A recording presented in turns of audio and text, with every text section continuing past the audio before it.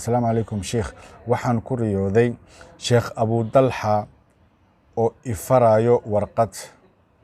dalaaq ah isiinayo nin kale ayaana iqabo sheekhana waan isnaqaanaa bismillaahi wasalaatu wasalaam ala rasuulillah adiga رب اشرح لي صدري ويسر لي أمري واحلل عقدة من لساني يفقه قولي.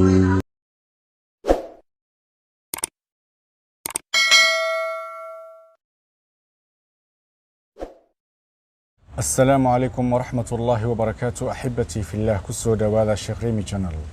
waxaan idin leeyahay meel kasto aad joogtaan dal iyo dibad iyo da' kasto aad jirtaan yar iyo weyn iyo qof kasto aad tihiin rag iyo dumar eebaweyne waxaan idinkaga baryayaa cimri dheer oo cibaado leh adduunyo meelsan leh aakhiro janno leh inuu ina siiyo dhammaanteena aamiin aamiin aamiin waxaad ku soo dhawaataan barnaamijkeena ahaa maxaad ku riyootay su'aalihii commentiga aan ku balansanin in aan magaranaysaa maalin baa xoogo aan soo gelino ayaan idin soo gudbinaynaa qaybteedii tobanaad su-aashakood waxay tahay ama inaga soo gaartay gabar asalaamu calaykum sheekh ilaahay ha ku barakeeyo waxaan ku riyooday bisad uur leh midabkeeda cawl yahay jazaaka allahu khayr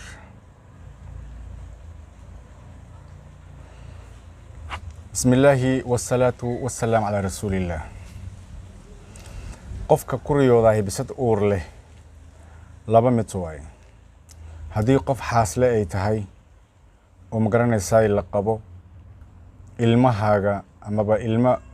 سي رقصاءات كل اللي ويسي إلما إله أيا بحيه وحاد اسكبارتا أما اسكدا ويسا أمر سبيانكا هذه أن لقو قبلنا قبر آتهي أما بقرب أديق آتهي waxay u badan tahay in qof guurka uu ka xiray wallahu subhanahu wa ta'ala a'lam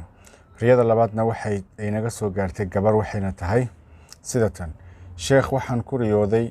anigoo aroos ah oo cilaaman dadkayga igu farxayaan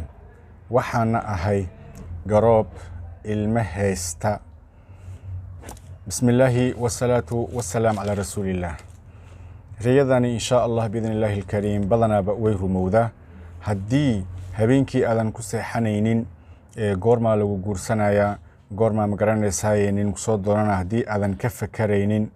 arrin aad iyo aad u wanaagsan weeye oo waa lagu guursan doonaa waadna cilaaman doontaa biidin Ilaahi al-Kariim wallahu subhanahu wa ta'ala a'lam riyada saddexaad waxay naga soo gaartay gabar haddii si kale aan u dhaho riyada 13aad waxay naga soo gaartay gabar assalaamu calaykum salaan kadib riyadan ii soo fasir jazaaka allahu khayr waxaan ku riyooday anoo libaax intaan shiishay dilay kadibna aad la iigu farxay oo la idhahay shacabka sawirka qaadaya idhahayaan geesiyad ayaa tahay qof madax bannaan ayaan ahay shukran sheekh khayr allaha ku siiyo bulshada wax fiican ayaad u haysaa bismillaahi wasalaatu wasalaam ala rasuulillah marka hore waa mahadsan tahay maadaama aad garowsatay in aan bulshada wax fiican aan u hayo waan kaaga mahadnaqayaa midda kaleente riyadaadii waxay tahay insha allah biidin illaahi al-kariim maadaama libaaxgii aad adiga toogatay aad shiishtay aad dishay laba mid waay cadow adiga aad laheyd ayaa fashilmi doono ka guulaysan doontaa amaba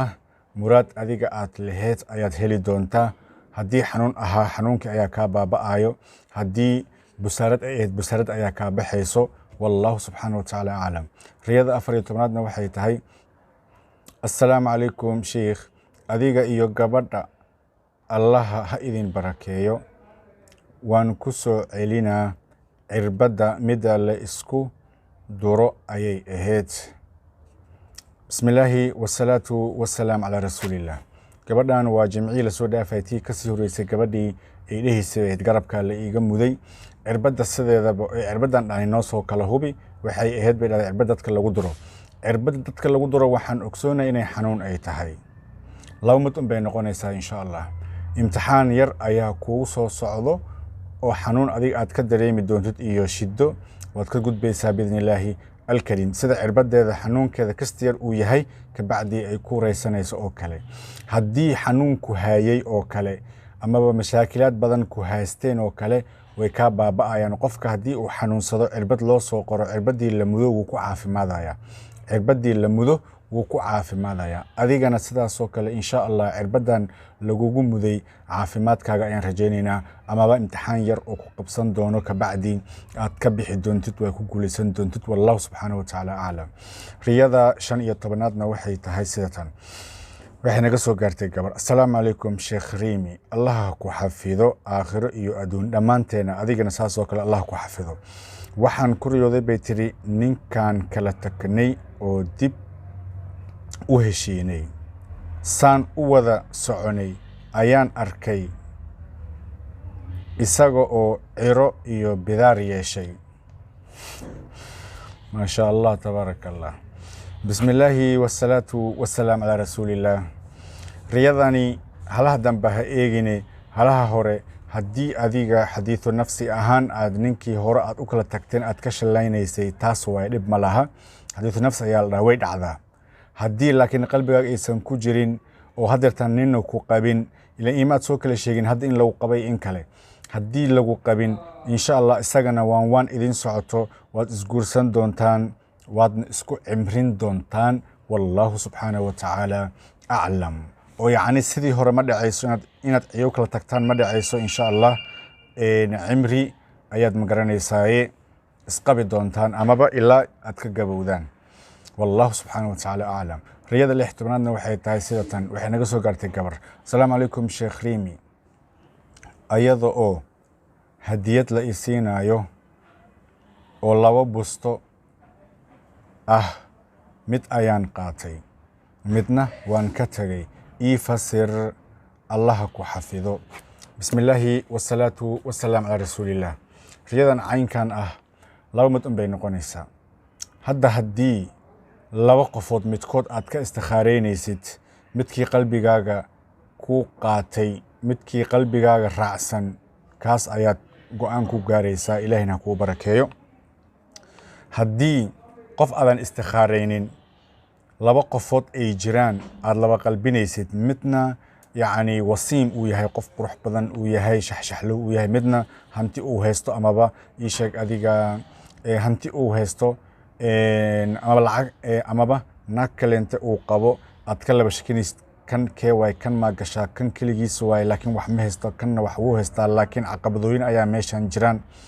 ama waa nin weyn amaba naag ayaa magaranaysaa uu qabaa amaba saxaabul ciyaal waaye haddii aad uga shakinaysid istikhaara hadda bilow kabacdi midkood ayaad magaranaysaa kuu soo bixi doono kabacdi midka wanaagsan ilaahay weydiiso si uu ilaahay uu kuugu sahlo والله سبحانه وتعالى أعلم رياضة 17aadna waxay tahay sida tan gabar ayay naga soo gaartay assalaamu calaykum sheekh waxaan ku riyooday sheekh abu talxa oo ifarayo warqadda dalaaqa ah sheekh abu talxa oo ifarayo warqad dalaaq ah isiinayo nin kale ayaana iqabo sheekhana waan isnaqaanaa بسم الله والصلاة والسلام على رسول الله أذيك إيا نينكاغا هدي أيضا اسكو حمين أما علاقات كينا وناكسن يهي إن شاء الله بإذن الله الكريم وبتخير قبائيات لدونتا وناكسن ودبي عدا أما شقذا شقاو طلحة ومد أوهايو ومد قبن دونو بإذن الله الكريم هدي أذن وح أولاد أذن هيسنين wax ciyaal aadan dhalin oo sheekh abu talxa maadaama aad dhahday waan isnaqaanaa oo marar badan idin duceeyey ducadiisa ayaa idin dhalan doonto oo riyadani ma aha riyo xun ma aha oo mashaa'ikhda lagu riyooday aad bay u wanaagsan tahay wallahu subxaanahu watacaala aclam riyada 18aadna waxay tahay qof isaga oo la gubayo ku riyooda ka waran بسم الله والصلاة والسلام على رسول الله قفك اللي جبايو عين كل لو جبايا ما قري دب انت لو سو قاتميا لو جبايا مايا مسا كورنتا لو جبايا مايا مسا فورنا لو جبايا مايا مسا ان يعني ان قلت لو قضي او قريه لو شيday الهلعيي miyaa lagu gubayaa intaba ma naqaano ma soo kala cadeynin qaabka qofka loo gubayo inoo soo sheeg insha Allah biidhnillaahi alkariim si aan magaranaysaay aan u sii faahfaahino wallahu subhanahu wa ta'ala aalam riyada 19aad waxay naga soo gaartay gabar salaamu calaykum sheekh waxaan ku riyooday ani dad badan idaba cararayaan ii soo fasir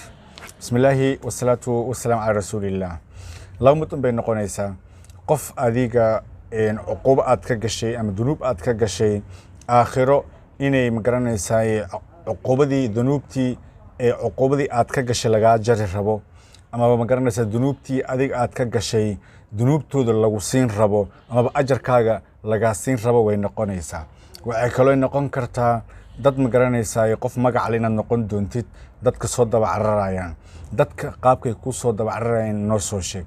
dad oo aad taqaanid miyaad cararaysay dad cadow miyay ahaayeen hor miyuu ahaa waxa aad ka cararaysay ama ku soo daba cararayeen noo soo kala faahfaahi inta hadda ku soo sheegayba way noqon kartaa laakiin se qaabkay ku daba cararayeen inoo soo gudbi wallahu subhanahu wa ta'ala aalam riyada 20aadna waxay tahay waxay naga soo gaartay wiil salaam calaykum sheekh waxaan ku riyooday aniga oo shabeel madaxa iga qaniinay waxaan ahay aabe qaxooti baan ku jiraa waxaan ahay sharci suge sheekh ii soo duceey insha Allah bismillaahi wassalaatu wassalaam ala rasuulillah marka hore aabahan wuxuu dhahay la ii soo duceeyo sharci suge ayaan ahay muradkiisa Allah sahlo sharcigiisa hadii khayr ay ugu jirto ilaahay ha u soo fududeeyo hadii san khayr ugu jirin meeshiisa iyo meel ka sii fog Allah ka gaarsiiyo oo hadii diintiisa sharaftiisa karaamadiisa ay ku lumayso laakiin hadii wanaagiisa diintiisa sharaftiisa karaamadiisa ay ku jirto ilaahay ha u sahlo horta ducada mid asaas ayaan ka dhahaynaa idinkana aamiin dhaha imaamada adi aad ku riyootay waxa waaye qof hadii marba madax laga qaniinayo dhinaca waxa laga heystaa dadka adiga ku hogaaminaya ama madaxdaada ah ayaa kugu fadhisa si gooni ah ayay ku target gareynayaan si gooni ah ayay ku ficlayaan in badan ilaahay bari in uu ilaahay magaranaysaa umraadkaaga uu sahlo saajicesha inuu ilaahay uu ku yeelo maxaa yeelay ma fiicna qof qaxooti ah hadana madax ka cunay shabeel waa qof magaranaysaa dad ay ku fadhiyaan ama ha xasdaano ama ha ficlaano ama wax uun يعني إيش قديك هسه ميانو تطبع كوهستو إلهي هكاس سمت بحيو والله سبحانه وتعالى أعلم انتاس أيام كسو قبينا يا مانت ولا ليال طبعا كاس أيا إلهي إيفو ذي وحن هلي نفي الشيطان بيك هذين إلهي هنقع فيو وحن هقاجيين إلهي أجر هنقصيو والسلام عليكم ورحمة الله وبركاته.